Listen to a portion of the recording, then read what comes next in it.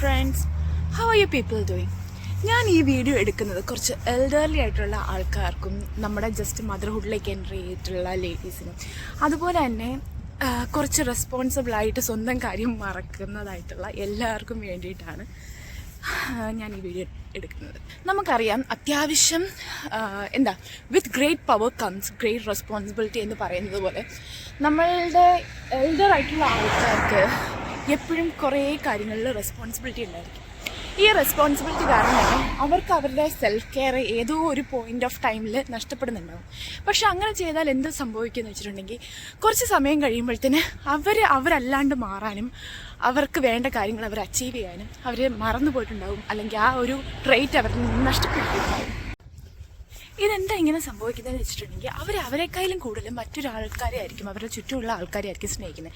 പക്ഷേ it is like എന്താ പറയുക, നമ്മുടെ കേരളത്തിൽ അല്ലെങ്കിൽ ഇന്ത്യയിലൊക്കെ മാത്രം കണ്ടുവരുന്നതാണ്. ബാക്കിയുള്ളവർക്ക് വേണ്ടിയിട്ട് നമ്മൾ കൂടുതലും കഷ്ടപ്പെട്ട് ബുദ്ധിമുട്ടി നമ്മുടെ കുറേ കാര്യങ്ങൾ സാക്രിഫൈസ് ചെയ്യുന്നത്. പക്ഷെ മറ്റുള്ളവരെ സ്നേഹിച്ച് സ്വയം സ്നേഹിക്കാൻ മറക്കുന്ന ആൾക്കാരോട് എനിക്ക് പറയാനുള്ളത് ഇതാണ്: നമ്മളെ തന്നെ ഏറ്റവും കൂടുതൽ സ്നേഹിക്കുമ്പോൾ അതിലൊരു പോസിറ്റിവിറ്റി ക്രിയേറ്റ് ചെയ്യും. ആ പോസിറ്റിവിറ്റിയിൽ നിന്ന് നമുക്ക് ഇതിലൂടെ വലിയ കാര്യങ്ങൾ അക്കംപ്ലിഷ് ചെയ്യാനും അച്ചീവ് ചെയ്യാൻ പറ്റും. ഈ സ്നേഹം എന്ന് പറയുന്ന ഒരു സാധനം സെൽഫിഷ് ആണെന്ന് സെൽഫ് സെൻറ്റേർഡ് ആണെന്നുള്ളതല്ല. But like give time for your self care, ഒരു റൊട്ടീൻ മെയിൻറ്റെയിൻ ചെയ്യുക, അതുപോലെ തന്നെ നമുക്ക് വേണ്ട കാര്യങ്ങൾ അച്ചീവ് ചെയ്യുക. ഇങ്ങനെയുള്ള കുഞ്ഞു കുഞ്ഞു കാര്യങ്ങൾക്കാണ് ഞാൻ ഈ സെൽഫ് ലവ് എന്ന് പറയുന്നത്.